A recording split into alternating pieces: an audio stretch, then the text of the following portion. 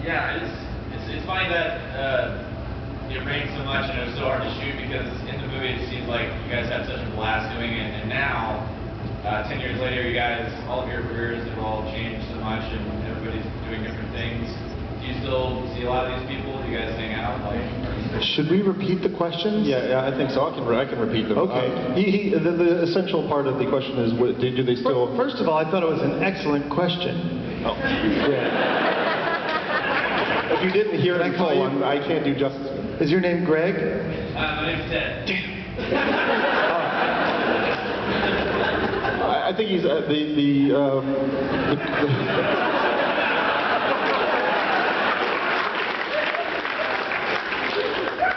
I'm just doing visual stuff here, but you should keep Do you see these people? Do you spend time with them still? Yes, very much so. In fact, this summer was we had a lot of Wet Hot American Summer related anniversary events. We did big, we were just telling him about it, but we're in Williamsburg, where a bunch of the cast came together. We did like a comedy, variety, music, celebration show. We had people rolling in. But I've continued to work with many of the cast and crew of Wet Hot American Summer over and over again, and before we made this movie as well. So it's definitely a ongoing collective of friends, which is the most fun way to do this kind of work, I would think. I have a quick question. When did you have an idea that this film was sort of catching on in the culture? Do you remember? When did I realize it was a classic? Get it in the room. That's actually is, you know, we screened it at Sundance. That was the first real public showing of it, and it was great response. Like, people were laughing hysterically, and it seemed like it was, oh, people love this movie. But then we got absolutely no offers from anyone. Like, not even the most fly-by-night random distributors made even a lowball offer. So it was like, oh, I guess this movie that's it. You know, move on to try something else. And then we ended up getting this very tiny, crappy offer from USA Films, and they kind of released it the way that you release a fart.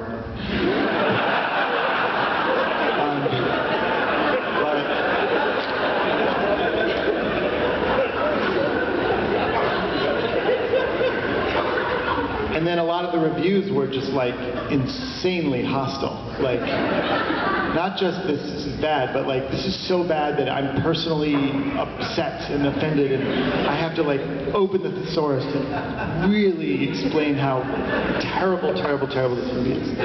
And then smattering in there were very nice reviews as well. So definitely not then. And the movie opened to an opening weekend of $7,000, I believe.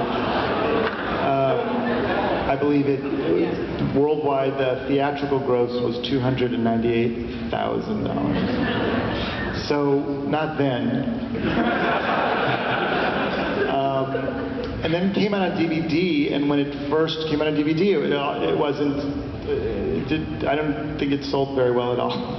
And then it just started a very, very slow but sure build. And I guess, you know, little by little, word of mouth, and people started talking about it. And then they came out the summer of 2001. By 2003, somewhere in there, it started to like take on a certain life of its own. And by 2003, they started doing more like a new round of midnight screenings in New York.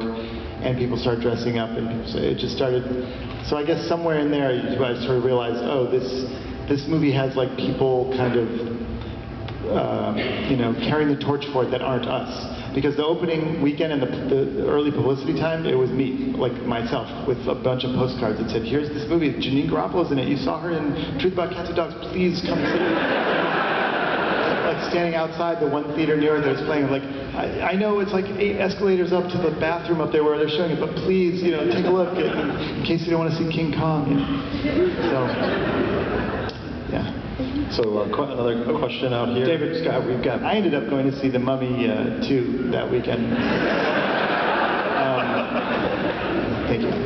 I do want to just real quick say, tonight so far, I think 940 some people have purchased tickets just for tonight. So that means tonight has outgrossed your opening weekend.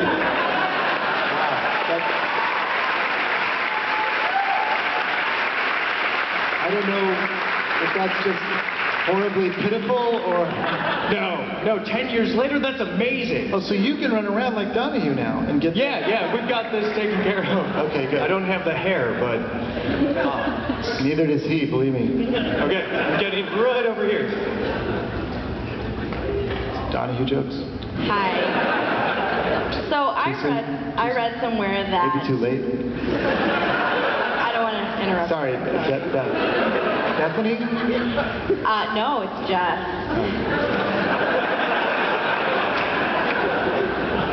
Jess? Yes.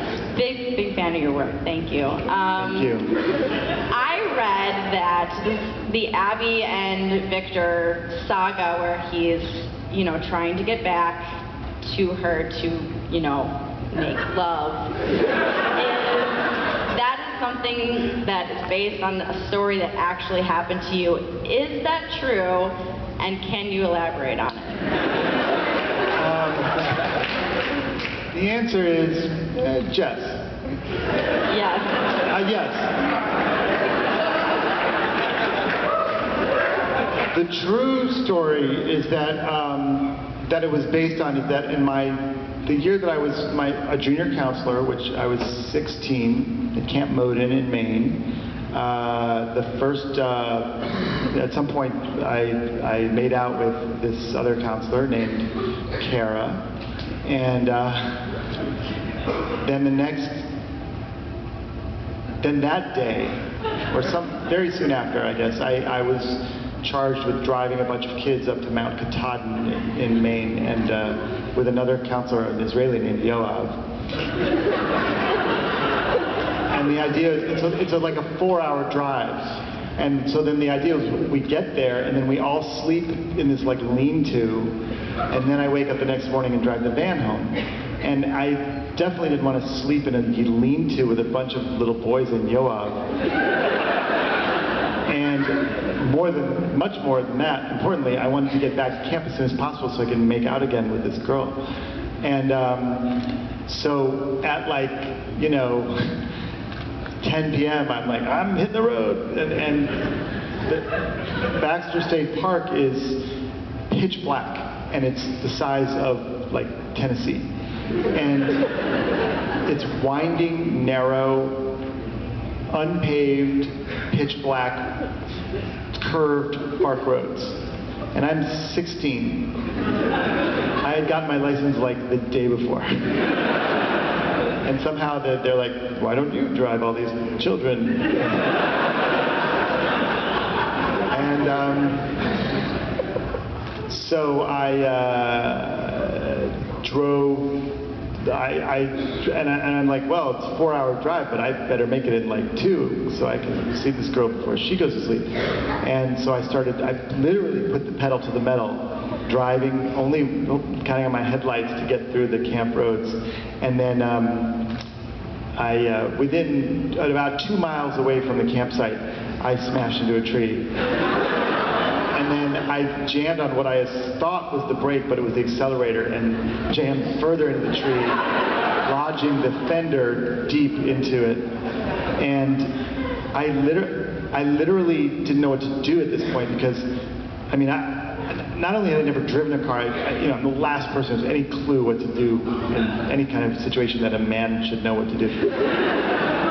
And so I got out of the car and I start walking in one of the 5 directions that I thought might be back to the camp. And I literally couldn't see my hand in front. I'm just getting stressed out thinking about it.